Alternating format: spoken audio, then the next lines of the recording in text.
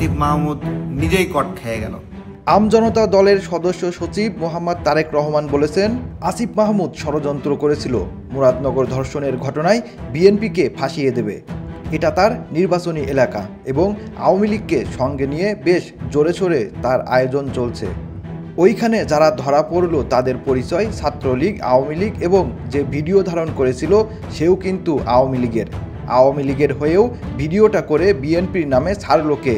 এটা হলো প্রশ্ন। তো আল্লাহর কি খেলা দেখেন, আসিফ মাহমুদ বা যে গং বিএনপিকে ফাঁসাতে চেয়েছিল উল্টা ঘটনা ঘটে গেল। আসিফ মাহমুদ নিজেই কট খেয়ে গেল। আসিফ মাহমুদের ম্যাগাজিন সহ ধরা খেল বিমানবন্দরে। রবিবার সামাজিক যোগাযোগ মাধ্যম ফেসবুকে এক ভিডিওতে তিনি এসব কথা বলেন। তারেক রহমান বলেন, মানুষকে ফাঁসাতে চাইলে নিজেকেই ফাঁসতে হয় এবং আসিফ মাহমুদ ক্ষমাও চাইল। আবার ক্ষমা চাইল তো ভালো কথা, নিউজ হইল সে নিউজগুলো 5 মিনিটের মধ্যে আবার ডিলিট হয়ে গেল। তিনি আরও বলেন, ম্যাগাজিন সে নিরাপত্তার জন্য রাখতে পারে, সেই নিউজও হইতে পারে। এই নিউজটা যে ডিলিট করালো এটা কতটুকু ফেসিবাদী আচরণ? যে ভিডিওটা ফাঁস হয়েছে, সায়ের ভাই ফাঁস করলো এই ভিডিওটা, এটা কিন্তু গুজব হিসেবে চালিয়ে দিত।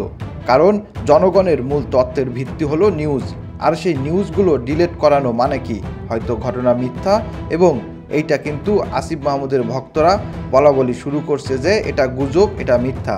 তিনি বলেন, রাজনীতি অনেক বড় একটা বিষয়। রাজনৈতিক দলগুলোতে ভালো মানুষ, খারাপ মানুষ সব মিলায়ে মানুষ। সেই মানুষগুলো অন্যায় করবে, তারা ধরা খাবে, বহিষ্কার হবে।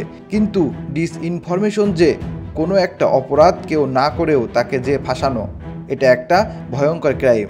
মুরাদনগরে ফাঁসাতে গিয়ে আজকে আসিফ মাহমুদ নিজেই ফেঁসে গেল। এই হলো অবস্থা।